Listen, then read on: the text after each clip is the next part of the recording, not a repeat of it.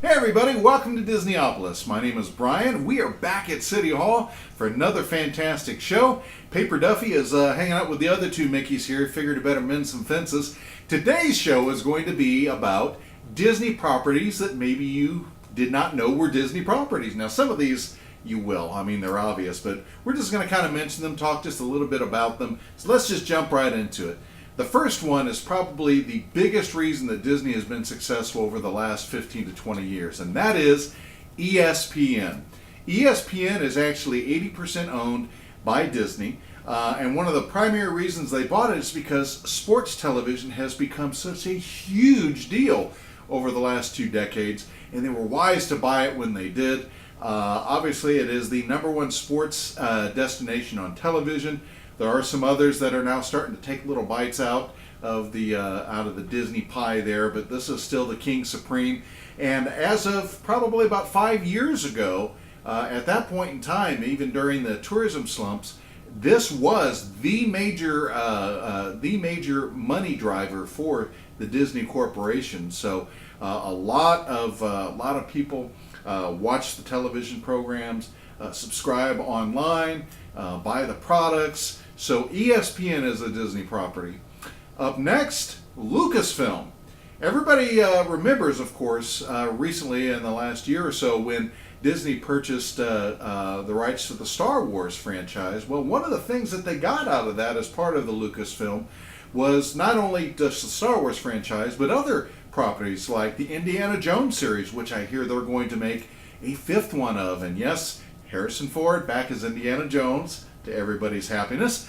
But there are some other things that Lucasfilm has done as well. Skywalker Sound, of course, Industrial Light and Magic, these are all part of that whole umbrella that Disney got when they purchased it. And I think it's worth noting, too, what's really cool is when George Lucas sold it to Disney, he did so for the very reason that he thought, hey, nobody's going to be able to curate this and take as good a care of this as Disney would. They're the best at telling stories there is, and he's right. And he actually took all of the profit from that sale and gave it to charity. So I think that's actually really, really cool. Up next, ABC Television. This one should actually be a pretty easy one to remember. ABC Television is how Disney actually got ESPN.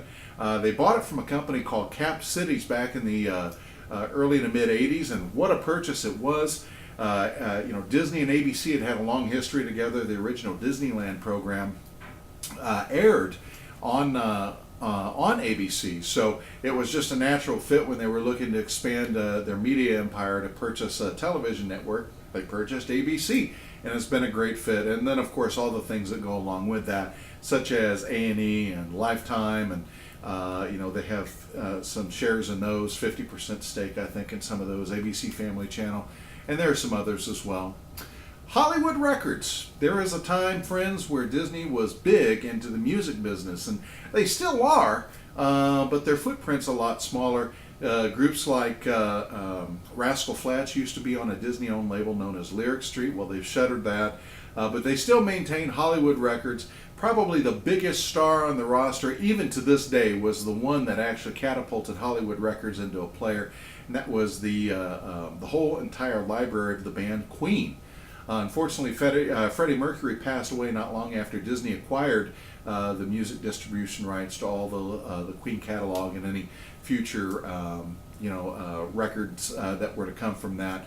But they still have a large stable of artists. And of course there are some other artists too, like Demi Lovato and some others that are in deals that are part of Hollywood Records, though not exclusive, but still pretty big player in the music biz even today. Maker Studios, and you say, where have I heard that name before? Well, if you're ever on YouTube, and obviously you are, you're watching this, you may be familiar with the name PewDiePie. He is the most successful, most watched YouTube channel personality that there is. And he is actually a part of Maker Studios. So yes, friends and neighbors, PewDiePie works for the mouse. That's Maker Studios. Disney purchased that a couple of years ago, and we're all really glad that they did. Up next, Muppet Studios. This one is kind of a given. At different times throughout the history of Disney, they've had deals with Jim Henson and the Henson Company. A few years back, Disney just bought outright Muppet Studios. which I think was a fantastic move. They tried the reboot of the Muppet Show. For modern audiences, initial reviews were really, really great, but it kind of went flat, and so it's been canceled. But nonetheless, I'm glad that that's under the Disney umbrella. It's a natural fit. Next, Marvel Studios. This is no surprise to anybody who's familiar with Disney at all. It's what I call one of the three greatest purchases that Disney has made. Of course, Lucasfilm being one of them, and then Marvel Entertainment.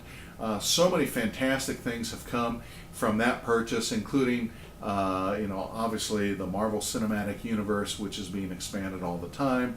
You got Captain America, you've got Iron Man, you've got Daredevil, which is a big deal right now on Netflix. If you ever get an opportunity, if you haven't seen it, it's probably not one to let grab the little kids around and sit in front of the TV eating popcorn on, but it's still a really great series. But with that, as we talked about a couple shows ago, the fact we would actually like to see all of the Marvel universe brought under the Disney banner. Not quite there yet, but the bulk of it is. And then the last of the big three purchases, I mentioned Lucasfilm, I mentioned Marvel, Pixar.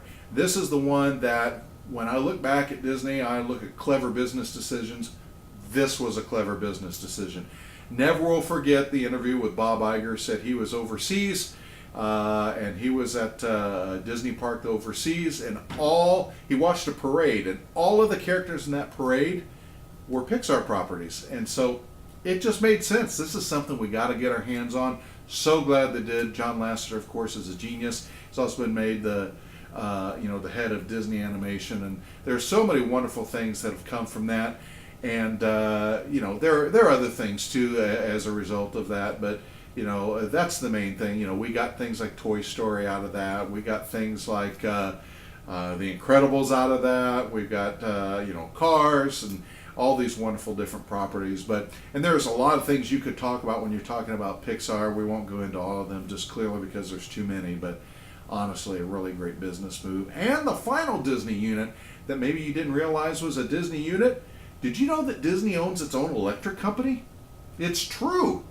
Here's the backstory. When Walt Disney World became a thing, Disney wanted certain, they wanted certain things, to be a part of Disney. And I mean, when you're talking about 47 square miles of property, you're going to need things like fire department and things like that. But one of the things that Disney needed was its own electric company.